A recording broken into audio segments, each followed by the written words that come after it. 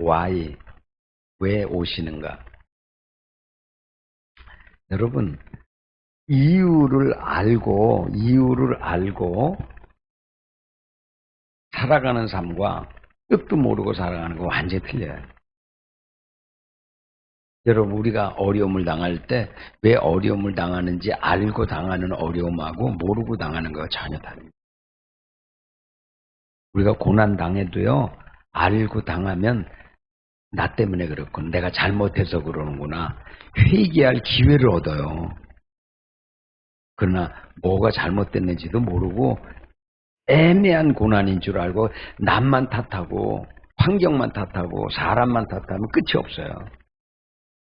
그런데 오늘 우리 주님이 성탄절이라고 하는, 우리 아침에 일찍 오셔가지고 참 저 트리를 해놓으니까 막 그냥 빛이 나는데, 왜 주님이 오시는지를, 이유를 우리가 알아야만 우리가 준비할 수 있어요.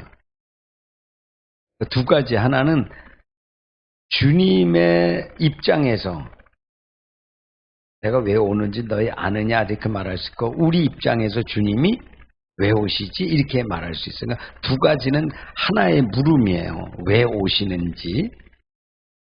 근데 오늘 제가 여러분께 말씀을 드리고 싶은 것은, 우리가 12월 후가 여러분에게 생명의 삶이 이게 나갔잖아요. 생명의 삶. 그런데 12월호를 열면 김영석 교수가 성탄절의 의미를 써놨어요. 그러니까 제가 설명을 안 해도 돼요. 그 책을 읽으시란 말이에요. 읽으시면 성탄절의 의미가 얼마나 깊은가가 그 책에 써 있어요. 김영석 교수가. 근데 한마디로 줄여서 말하면, 성탄절이 이렇게 우리가 경배하고 찬양하고 예배하는데, 이 성탄절이 있게 된 것은 우리를 위하시는 거예요. 누구를 위한다고요? 나. 우리 주님이 지금 나를 위해 오시는 거예요. 우리를 위해 오시는 거예요. 라고 하면서 한마디 더 말씀합니다. 여러분, 우리 인간에게는 희망이 없습니다. 인간은 아무리 열심히 좋은 거 먹고 건강한 음식 먹고 그래도 나이가 들면 병듭니다. 얼굴과 몸이 다 해체됩니다. 쭈글쭈글하게 됩니다. 힘도 없어집니다. 인간은 힘이 없어요. 나중에 살다 보면 허무한 존재라는 걸 느껴요. 인생이 이거밖에 안 되나? 인간이 이런가? 죽음을 바라보면서, 죽음을 앞두면서 힘도 없는 자신, 병든 자기 자신, 무슨 희망이 있어요, 인간이? 인간은 그러니까 절망하는 거예요. 한 해 한 해 지나 절망하는 거야. 절망한 결과 이게 죽는 거구나, 이게.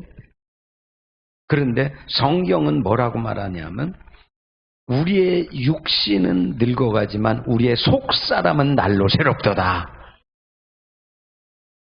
놀라운 일이 벌어져요. 육신은 점점 낡아지는데, 병들어가고 쇠해가는데, 내 속사람은 점점 하나님의 나라를 그리면서 하나님 나라에 들어갈 것으로 충만해집니다. 그 죄의 사계 결과입니다. 그렇기 때문에 하나님이 처음부터 아담과 하와가 타락했을 때부터, 언제부터인가냐면 그때부터 창세기 3장 15절에 여자의 후손에서 날 자가 사단의 머리를 깨트릴 것이라는 말이 창세기 3장 15절에 나와요. 할렐루야. 그 말의 의미가 바로 세상 끝에 가서 예수 그리스도가 이 땅에 오셔서 사단과 마귀의 머리를 깨트리고, 마귀가 뺏어갔던 에덴 동산을 예수 그리스도가 하나님의 나라라는 개념을 통해서 다시 회복시키는 역사가 일어나는 거예요. 이게 긍휼이에요, 긍휼. 하나님의 긍휼. 인간이 죄를 지었지만 죄 때문에 멸망하고 심판하고 없애버리는 것이 아니라 하나님이 예비책을 세우는 거예요. 할렐루야. 이 긍휼이 여러분 느껴집니까? 오늘 이 은혜를 설명하기 위해서 단어를 설명하는 거, 긍휼이라는 것은 신약 성경에 엘레오스라고, 우리나라 말이 아니니까 엘레오스래. 엘레오스, 긍휼, 엘레오스. 그런데 이 엘레오스를 구약에서 이 신약의 엘레오스를 이렇게 번역할 때는 항상 어떤 단어를 이렇게 번역하는 거, 헤세드라고 하는 거를 번역해. 헤세드. 그러니까 여러분 설명을 했을까? 제가 설교 때. 그러니까 헤세드가 나오잖아요. 구약에 있는 헤세드, 긍휼이라는 말이 나오면 반드시 신약 성경에 그것을 할 때에 긍휼이라고 단어할 때 엘레오스라는 단어를 쓰는데 헤세드가 뭐냐면 엘레오스예요. 그러면 헤세드라고 하는 그것이 얼마나 중요한가 하게 되면 우리 인간하고 하나님하고는 질적인 차이가 있습니다. 하나님은 절대자세요. 하나님은 전능하십니다. 불가능이 없어요. 그 하나님이, 우리는 제한이 있어요. 실수가 있어요. 허물이 있어요. 죄가 있어요. 그걸 영원히 살 수 없어요. 그런데 하나님이 우리를 불쌍히 여기시고 하나님이 의리와 언약을 맺으시는 거야. 할렐루야. 여러분, 언약을 맺을 때 동등한 상태에서 언약을 맺으면 그 언약이 될지 안 될지 몰라. 상대방이 안 지키면 안 되는 거야. 언약을 100번 1000번 해도 안 되는 거야. 다 깨지는 거야. 근데 우리가 맺는 언약은 뭐야? 하나님은 전능하십니다. 그 언약을 한번 맺으면 절대적입니다. 그 하나님께서 우리가 연약함에도 불구하고 죄를 지었음에도 불구하고 한계가 있음에도 불구하고 하나님이 언약, 헤세드라고 하는 언약을 맺으시고 아브라함에게, 아브라함아, 내가 너에게 언약을 맺는데 내가 나를 섬기고 나를 예배하고 나를 찾으면 내가 너를 복의 통로가 되게 하겠다. 약속을 하는 거예요. 약속, 언약을 하는 거예요. 그 아브라함이 언제나 잘했기 때문이 아니에요. 자기 부인을 갖다가 내 누이예요로 거짓말할 때도 있었어요. 잘못될 때도 있어요. 그렇지만 하나님의 언약 때문에 그가 실수하고 잘못할 때마다 하나님이 도리어 그의 연약함을 아시고 도리어 지켜주셔요. 보호해 주셔요. 이게 긍휼입니다. 여러분, 지금까지 온 것이 주님의 긍휼입니다. 다른 말로 하면 은혜예요. 은혜. 아까 찬양을 뱉지만은 은혜를 잊지 말아야 돼요. 내가 열심히 살아온 거 맞지만, 내가 노력한 거 맞지만 그 위에 반드시 하나님의 은혜가 있었다는 것을 잊지 않는 여러분 되시길 축원합니다. 이제는 어떤 우리가 이 12월 1일은 월삭이면서 이제 12월 달하는데 이제는 우리가 받은 은혜 위에 은혜를 더 쌓아야 됩니다. 할렐루야. 그 말은 무슨 뜻인가 하면 내가 하나님의 은혜를 받은 자이지만 또 한편으로는 나와 하나님 사이에게는 언약을 맺었구나라고. 그래서 하나님이 우리가 지금 이 성탄절을 맞으면서 우리가 이렇게 하지만 실질적으로 우리 주님이 이 땅에 오신다고 하는 것은 죄로 인하여 멸망할 수밖에 없는, 그리고 사망길로 점점 달려가는, 그리고 죽고 나오니 영원한 지옥으로 떨어져 버릴 수밖에 없는 인생들에게 너희가 그렇게 살지 말고 하나님께 돌아와서 예배하고 찬양하면서 이 죽음 이후의 너머의 세계에도 영원한 하나님의 나라가 있다는 것을 알려주시기 위해서 실질적으로 우리를 돕기 위해서 오시는 거예요. 할렐루야. 근데 어떻게 돕는가를 여러분 보십시오. 성경에 마태, 마가, 누가, 요한복음이 쭉 나오는데 오셔서 우리 주님이 하나님의 나라를 선포하는 거예요. 하나님의 성령 충만히 받으시고 가난한 자를 부욕해 하시고 이렇게. 여러분, 가난한 것은 삶이 힘든 거예요. 누구에게가 손을 벌려야 되는 거예요. 자기 스스로 살아갈 수 없어. 배가 굶주릴 때는 어디 가서 먹기 위해서 힘든 삶을 살아야 돼요. 근데 우리 주님이 말씀하시는 거 오셔서 가난한 자들에게 내가 너희를 부욕해 하러 왔다는 거예요. 할렐루야. 자, 어떻게 하면 부욕해 되는가 보세요. 가난한 사람이 가난만 하는 게 아니라 병들었어. 치료할 돈도 없어.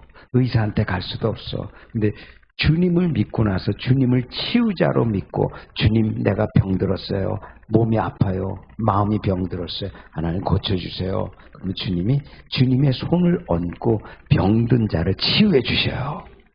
할렐루야.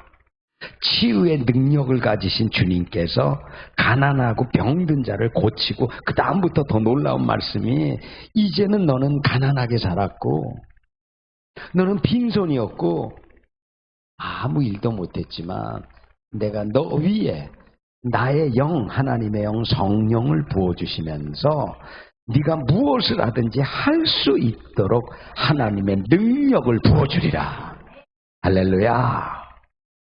깨닫고 나니까 내가 건강하지 못하니까 내가 나의 재능도 무엇인지 모르고 나는 불행하다고 생각하고 세상을 원망하고 살아. 그게 아니구나. 회복되고 나니까 나는 하나님이 나에게 창조할 때부터 어떤 재능을 주어서 은혜를 주어서 할 수 있구나. 아주 지극히 작은 것 하나라도 하나님이 주신 것이라고 믿고 그 일을 시작해서 점점 더 나의 모든 필요한 것을 얻을 뿐만이 아니라 점점 더 이 사람이 잘 돼서 나중에서는 어떻게 하게 되면 가난한 가운데서 벗어나서 부욕해 되고 많은 사람들을 살리는 이런 당당한 삶을 살 수 있는지 주인공이 돼서 그런 자로 살아가는 거예요. 할렐루야. 그래서 하나님은 우리에게 왜 오시는가? 예수님을 왜 보내시는가? 긍휼히 여기시는 것만이 아니라 실질적으로 우리를 돕기 위해서 오시는 거예요. 조금 더 깊이 들어갈게요. 자, 돕는다는 말을 우리는 참 어려워요. 근데 돕는다는 말이 우리 주님이 오셔서 죽으시고 사흘 만에 부활하시고 승천하신 다음에 오순절날 하나님의 성령을 보내셔요. 근데 성령의 이름이 있어요. 그 성령의 이름이 보혜사 성령이에요. 한번 따라해 봅시다. 보혜사 성령. 근데 보혜사라고 하는 정확한 해석의 의미는 돕는 자예요. 여러분, 성령이 은사만이 아니에요. 능력만이 아니에요. 보혜사라고 하는 그 뜻 속에는 나와 함께 하셔서 언제든지 돕는다는 거예요. 할렐루야. 위에서 도우시고 어디에서? 햇빛도 주시지만 때로는 구름도 어느 때는 바람도 우리 위에서 우리가 할 수 있는 역할이 아니죠. 하나님이 하시는 역할. 그리고 더 거기에다 우리 위에서 바람만 있는 게 아니라 거기는 산소라고 하는 신선한 공기가 움직입니다. 할렐루야. 또 위로. 또 우리의 곁에서 어디에서? 보혜사 성령은 우리 안에도 계신 거 있어요. 근데 우리 곁에서 여러분 잘 보시면 여기 성경에 보게 되면 마리아가 예수님을 잉태하시고 나서 자기도 몰랐어요. 왜 그런지. 근데 밤에 천사가 찾아왔어요. 천사가 곁에 섰어요. 다시 말씀드리지만 하나님의 성령은 어떤가? 우리 안에만 계신 게 아니라 우리 곁에서 어떤 상황에 따라서 우리가 이해할 수 없고 깨달을 수 없을 때 우리 곁에 와서 천사처럼 우리에게 깨닫게도 하시고 알게도 하시고 우리와 함께 계신 분이 성령님이에요. 곁에 계시고 그리고 우리 안에서 우리와 함께. 그래서 이제 주님이 오신다는 의미를 여러분 새롭게 이해하신다는, 이해하는 게 육체로만 오시는 예수로만 생각하면 우리 사람과 똑같이 생각하는 거예요. 육체로 오신다. 아기로 오신다. 근데 그 육체로 오시지만 그분은 성령으로 오시는 거예요. 영으로 오시는 거예요. 그래서 그분은 어떤 분이신가는 이름이 임마누엘이에요. 그분의 다른 이름이 임마누엘이에요. 우리와 함께 하시는도다. 그래서 우리 주님이 육으로만 오시면 우리는 같이 할 수 없어요. 안 보이니까. 근데 오실 때 어떻게 하냐면 성령이 되어서 오시기 때문에 그분의 영이 우리 안에도 거하시기 때문에 우리가 임마누엘, 하나님과 함께됨을 우리가 믿고 의식하고 느끼고 깨닫고 그분의 도움받으면서 살아갈 수 있는 거예요. 얼마나 놀라운 일이에요. 그 기쁨을 이기지를 못해서 성령 충만한 가운데서 잉태하고 나서 이기지 못해서 그걸 표현을 해야 되는데 표현할 길이 없어요. 그 영어로 보면 매그니파이예요. 매그니파이 로드예요. 이거는 형용할 수 없고 측량할 수 없고 너무 지극히 놀라우신 그분에 대해서 내 영혼이, 내 마음과 내 영혼이 주를 찬양하나이다 이렇게 나오는 거예요. 할렐루야.